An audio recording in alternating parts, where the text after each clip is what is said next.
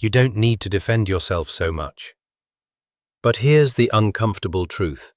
Every time you over-explain, you are not seeking understanding. You are negotiating with someone who has already decided not to see you clearly. And the real shift begins when you realize this. You don't heal by being understood by everyone. You heal by no longer needing everyone to understand you. And the real shift begins when you realize this. You don't heal by being understood by everyone.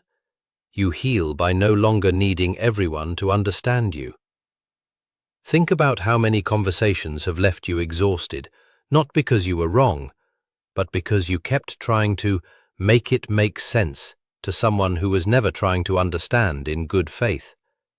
You explained your tone, you explained your intention, you explained your boundaries, and still, somehow, you ended up feeling like the guilty one. That pattern is not communication. That is emotional self-abandonment disguised as clarity. Not everyone deserves your explanation, because not everyone is engaging with you in good faith or from a place of genuine curiosity. Some people are not confused about you. They are invested in keeping a certain version of you in their mind that serves their emotional narrative. When you try to explain yourself to such people, you assume the problem is missing information. But often, the problem is not information at all. It is interpretation, driven by bias, emotion, or control. In those moments, your explanations do not function as bridges. They become material that gets filtered, reshaped, or even weaponized. You may notice that no matter how carefully you clarify your intention, tone, or behavior, the other person still returns to the same conclusion about you. That repetition is not misunderstanding, it is resistance.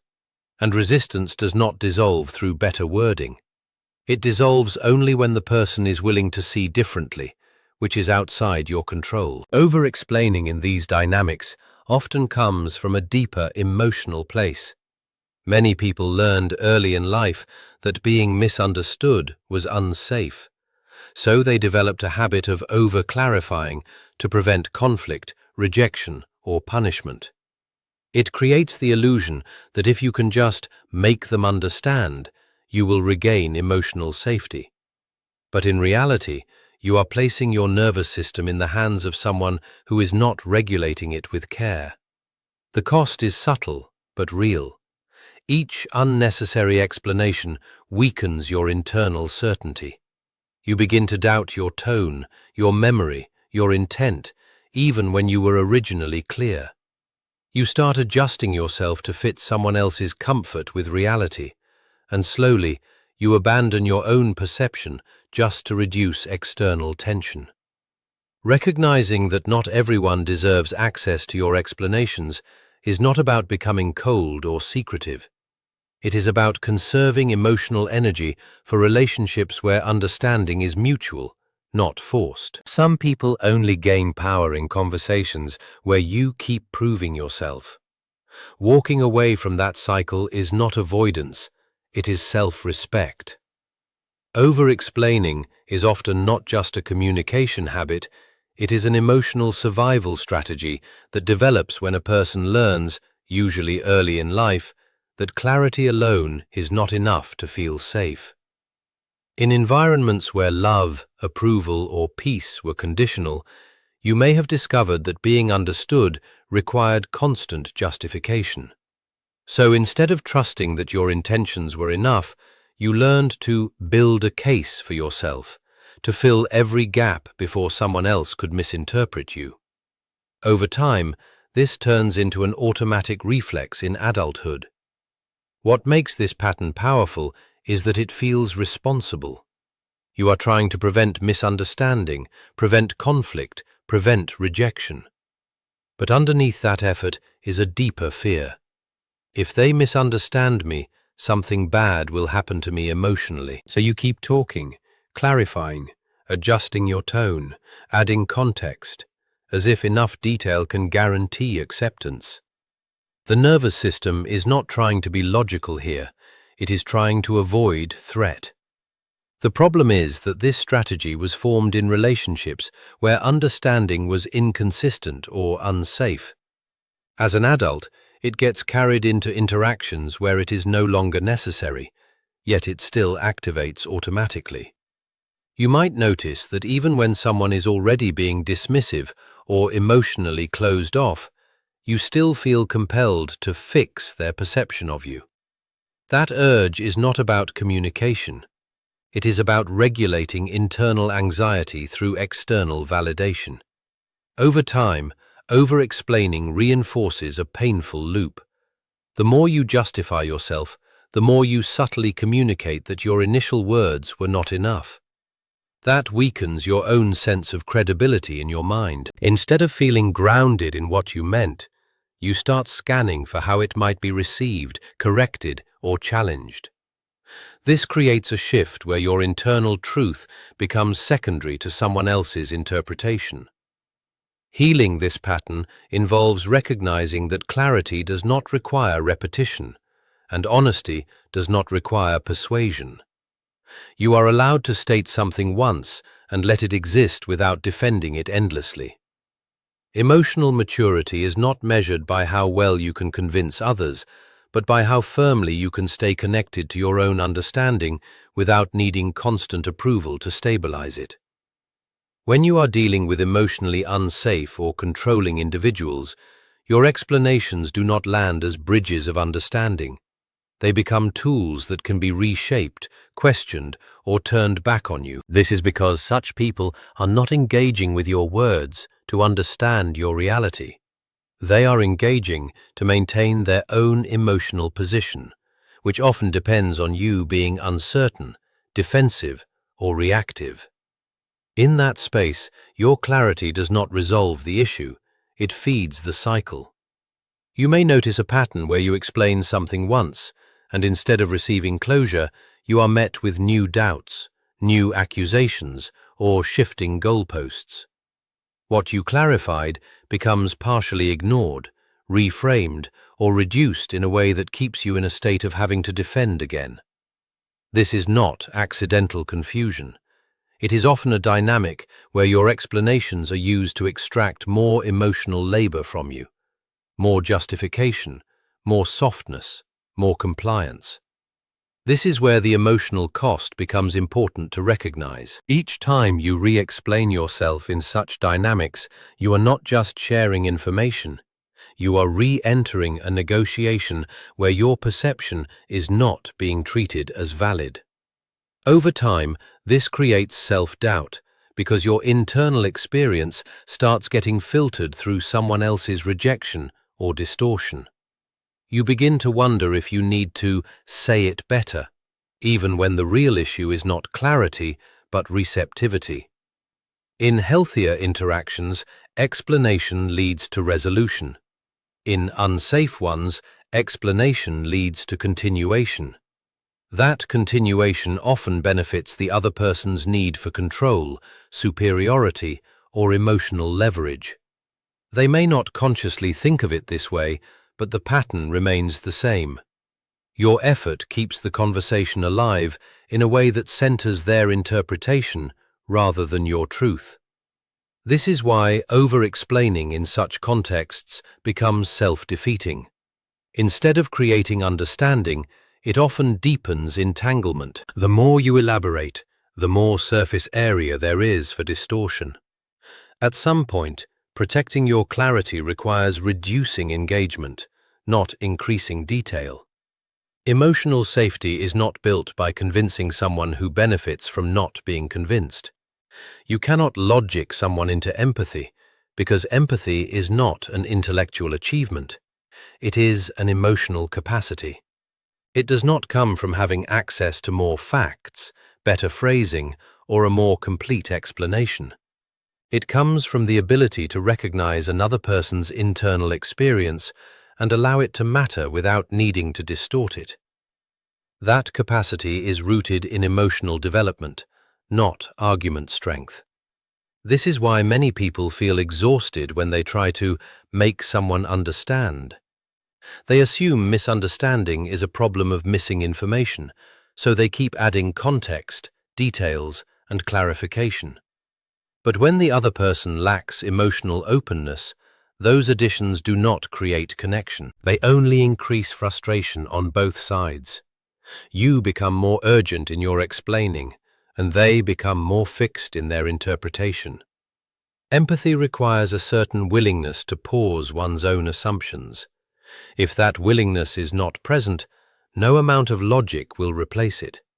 In fact, logic can sometimes be used to avoid empathy entirely, because it allows a person to stay in analysis rather than emotional recognition.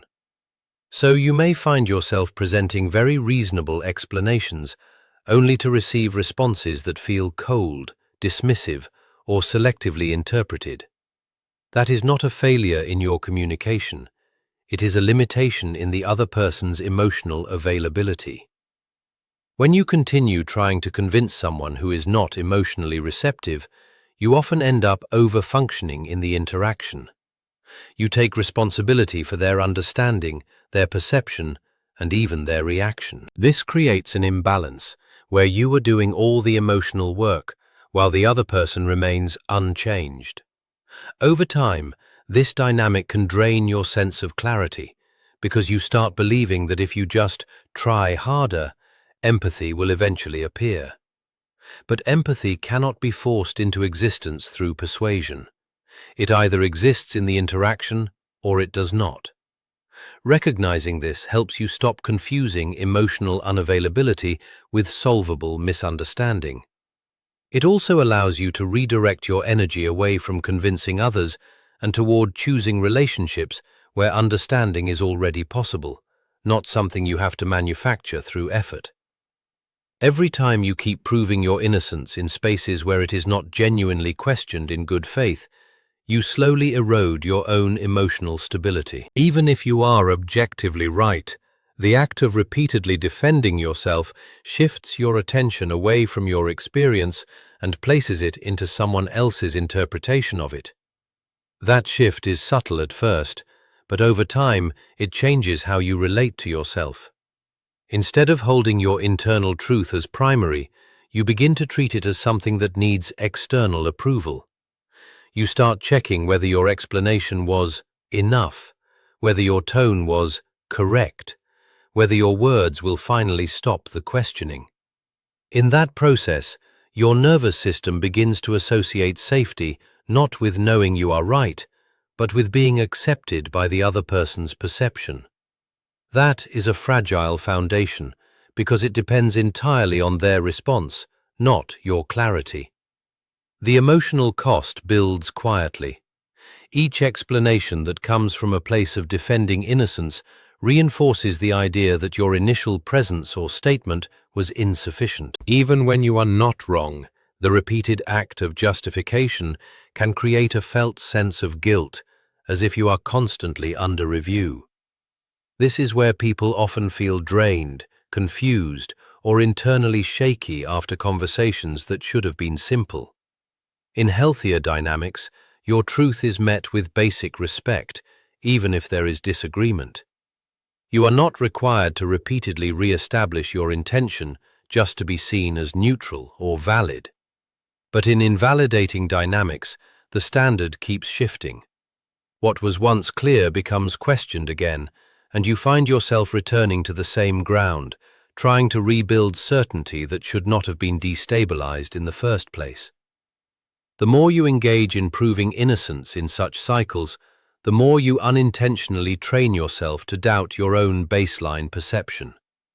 Over time, you may start anticipating misunderstanding before it even happens, adjusting your behavior preemptively to avoid it. That is how self-trust gets quietly replaced by self-monitoring.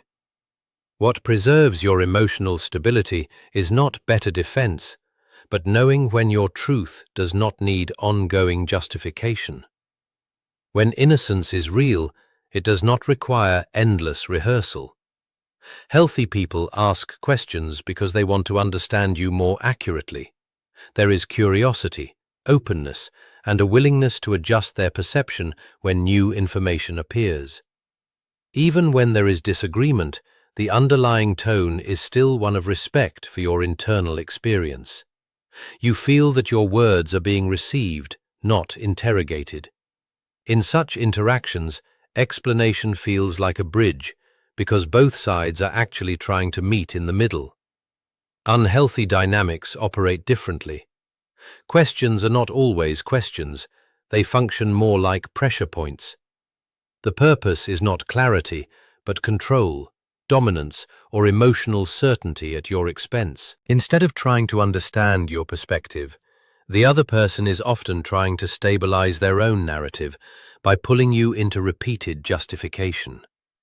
You may notice that no matter how clearly you answer, the satisfaction is temporary, and the questioning returns in a slightly altered form. In these situations, explaining yourself does not lead to mutual understanding, it leads to escalation. The more you clarify, the more openings are created for further challenge, reinterpretation, or invalidation. It can feel like you are in a constant state of proving, where nothing you say fully settles the interaction. That is because the goal is not resolution. It is continued engagement on terms that keep you on the defensive. Emotionally safe people leave space for your answer to stand on its own. They may ask follow-ups, but there is a sense of genuine curiosity, not interrogation. Emotionally unsafe people often cannot tolerate ambiguity, so they push for certainty that aligns with their internal narrative, even if it requires disregarding yours. This creates a dynamic where you are not really communicating, you are performing justification. Over time, this difference becomes very important for your nervous system. With safe people, your body relaxes because you are understood without over-effort. With unsafe people, your system stays activated because you are constantly managing perception. That chronic activation is what leads to exhaustion, confusion, and overthinking after conversations that should have been simple. Recognizing this distinction allows you to stop treating all misunderstandings as equal. Some are bridges waiting to be built, and others are cycles designed to keep you explaining indefinitely without arriving anywhere stable. Silence is not weakness, and it is not avoidance when it is chosen consciously. It is often a form of emotional boundary enforcement that protects your internal stability from unnecessary distortion. When you stop responding to constant questioning, misinterpretation, or emotional pressure, you are not disappearing from the interaction. You are refusing to keep participating in a dynamic that is costing you more than it gives. Many people are conditioned to believe that responding equals responsibility, and that not responding means guilt or defeat. But that assumption ignores an important reality. Not every statement deserves engagement, and not every accusation deserves clarification. When you enter into every challenge with the intention to explain, you implicitly accept that your truth is always up for debate. Silence interrupts that cycle. It communicates without words that your energy is not available for endless justification. In emotionally unsafe dynamics, silence often feels uncomfortable at first because it removes the familiar role of defender. You are no longer managing someone else's perception of you in real time. That absence can create anxiety because the nervous system is used to resolving tension through explanation. But what feels like discomfort is often just the withdrawal from a long-standing pattern of over-functioning. Silence also reduces the amount of material available for distortion. The more you speak in reactive or defensive states, the more content there is for reinterpretation. By choosing not to engage repeatedly, you protect your words from being reshaped into something you never intended. You preserve clarity by not overexposing it. Importantly, silence does not mean emotional shutdown or suppression. It means discernment about where your voice actually leads to understanding versus where it only prolongs confusion. It is a choice rooted in self-respect, not disengagement from reality. You remain aware, but you no longer feel compelled to correct every misunderstanding in real time. Over time, this practice restores internal authority. Instead of measuring your truth by how well it is received, you begin to experience it as something stable within you, independent of external reaction. That is where emotional boundaries become real, not in what you say, but in what you no longer feel required to keep saying. Healing this pattern begins with a simple but uncomfortable realization. Not every relationship is meant to be repaired through explanation. Some dynamics do not fail because you failed to communicate clearly enough, but because the other person is not relating to you from a place where your truth is allowed to remain intact. When you accept that, the focus shifts away from "how do I make them understand me?" toward "is this even a space where my understanding of myself is respected?" In many cases, the work is not about finding better words. It is about reducing the need to be continuously validated by people who are inconsistent with your emotional reality. This requires building tolerance for being misunderstood without immediately rushing to fix it. At first, that can feel unsettling because misunderstanding used to signal danger or rejection. But over time, you start to notice something important. Not every misunderstanding actually requires your participation. Healing also involves rebuilding internal trust. Instead of outsourcing certainty to others' reactions, you begin to anchor it in your own observation of events. You ask yourself what you experienced, what you intended, and whether your actions align with your values, rather than whether someone else approves of your explanation.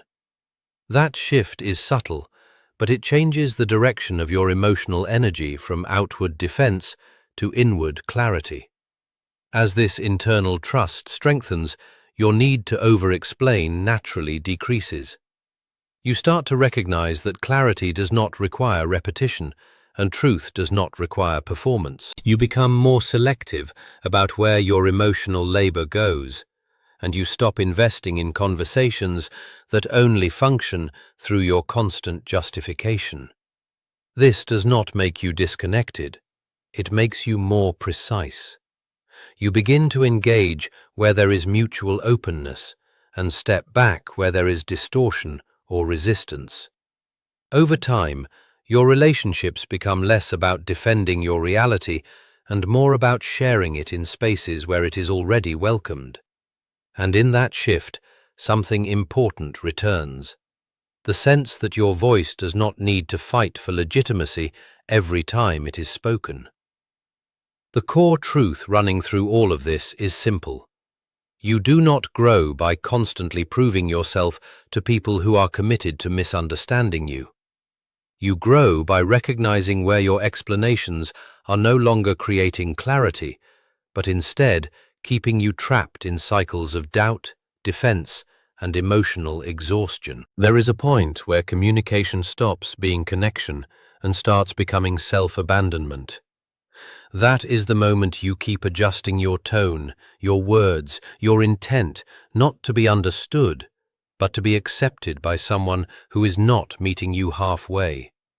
And in that process, your energy, your clarity, and your self-trust quietly get drained. Real emotional maturity is not about having the perfect explanation for everything. It is about knowing when explanation is useful and when it is costing you your peace. It is about understanding that not every mind is open, not every space is safe, and not every conversation deserves your full emotional labor. When you stop over-explaining, you are not becoming distant from people, you are coming closer to yourself. You begin to prioritize inner certainty over external approval. You start choosing relationships where understanding is mutual, not extracted. And you stop confusing constant defense with strength. At that point, silence becomes clarity, boundaries become self-respect, and walking away from invalidation is no longer avoidance. It is protection of your emotional truth.